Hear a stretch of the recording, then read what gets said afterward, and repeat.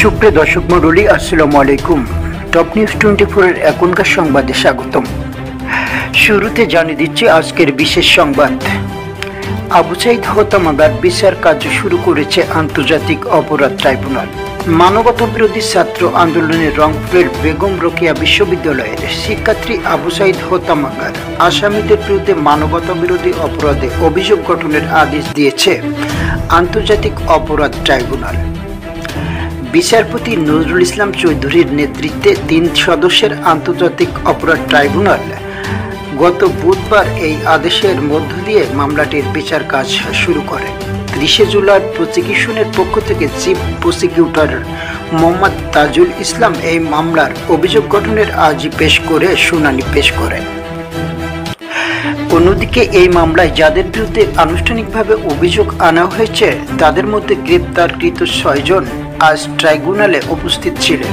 তারা হলেন বেগম রোকেয়া বিশ্ববিদ্যালয়ের সাবেক প্রক্টর শফিকুল ইসলাম, সাবেক সহকারী রেজিস্ট্রার রাফিউল হাসান রাসেল, রেজিস্ট্রার কার্যালয়ে চুক্তিভিত্তিক সাবেক কর্মচারী মোহাম্মদ আনোয়ার পারভেজ, পুলিশের সহকারী উপপরিদর্শক এসআই আমির হোসেন, সাবেক কনস্টেবল সুজন চন্দ্র রায় এবং নিষিদ্ধ সংগঠন ছাত্রলীগ নেতা ইমরান চৌধুরী ওরফে আকাশ। গত 30 জুন আবু সাঈদ হত্যার ঘটনায় মানবতা বিরোধী অপরাধের মামলায় 30 জনের বিরুদ্ধে আনুষ্ঠানিক অভিযোগ আমলে নেন আন্তর্জাতিক অপরাধ ট্রাইব্যুনাল। সরকারি চাকুরিতে কোটা সংস্কারের দাবিতে আন্দোলন সারা দেশে ছড়িয়ে পড়লে গত বছরের 16 জুলাই দুপুরে বেগম রোকেয়া বিশ্ববিদ্যালয়ের সামনে পার্ক মোড়ে পুলিশের গুলিতে শহীদ হন আবু সাঈদ।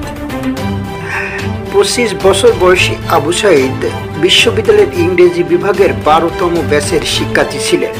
শিক্ষার্থীদের কর্মসূচি চলাকালে আবু সাঈদকে গুলি করা হয়েছে সেই দৃশ্য দেশের বেসরকারি টিভি চ্যানেলগুলো সরাসরি সম্প্রচার করে। বিশ্ববিদ্যালয়ের সামনে নিরস্ত্র আবু সাঈদ গুলিবিদ্ধ হওয়ার ভিডিও মুহূর্তেই ছড়িয়ে পড়ে সারা দেশে।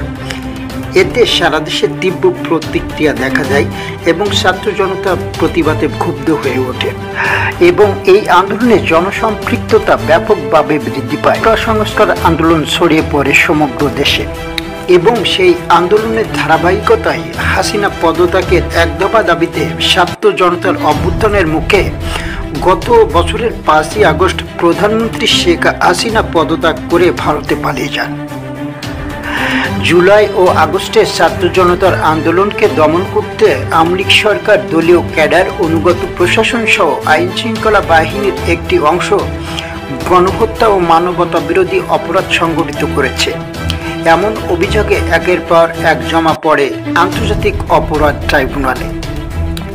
সুপ্রিয় দর্শক, এতক্ষণ আমাদের সাথে থাকার জন্য ধন্যবাদ জানাচ্ছি।